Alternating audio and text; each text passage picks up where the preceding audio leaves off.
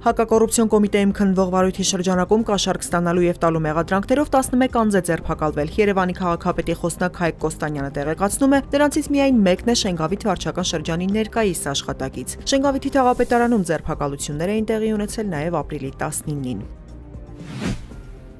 Էկոնոմիկայի նախարար Գևորգ Պապոյանի համար անհասկանալի է, թե ինչու է վրացական կողմը շաբաթներով կամ ամիսներով մաքսային ստուգման համար կանգնեցնում հայկական մեքենաները։ Առաջիկա օրերին պաշտոնյան կմեկնի Վրաստան խնդիրը տեղում հասկանալու եւ լուծումներ գտնելու համար։ Օրերս կոնյակ արտադրող եւ բեռնափոխադրող ընկերությունների աշխատակիցները Վրաստանի դեսպանատան առջեւ բողոքի ակցիա էին կազմակերպել, պահանջելով պարզաբանել, թե Հայաստանից Ռուսաստան արտահանվող ալկոհոլային խմիչքները Վրաստանով անցնելիս ինչու են ստուգումների ենթարկվում, եթե վրացական շուկայում չեն վաճառվելու։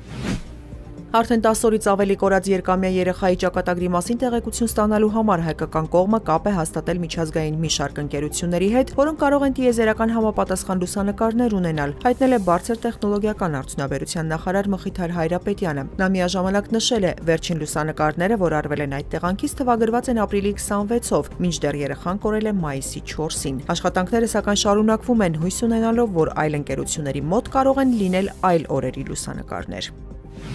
Հայաստանում պատասխանատվություն կսահմանվի վարժական հավաքներից խուսափելու համար Պաշտպանության նախարարությունը օրենսդրական մի շարք փոփոխություններ կներկայացնի ազգային ժողովի քննարկմանը։ Որոշման նախագծում նշվում է, որ եղել են դեպքեր, երբ քաղաքացիները վարժական հավաքներից խուսափել են իրենց մարմնական վնասվածք պատճառելու, հիվանդության սիմուլյացիայի փաստաթուղթ կեղծելու կամ խաբեության այլ ճանապարհով։ Առաջարկվում է մասնավորապես վարժական հավաքներից խուսափելու համար պատիժ սահմանել տուգանք աշխատավարձի առավելագույնը 20 պատիկի չափով կամ ազատազրկում 2 ամսից մինչև 3 տարի ժամկետով։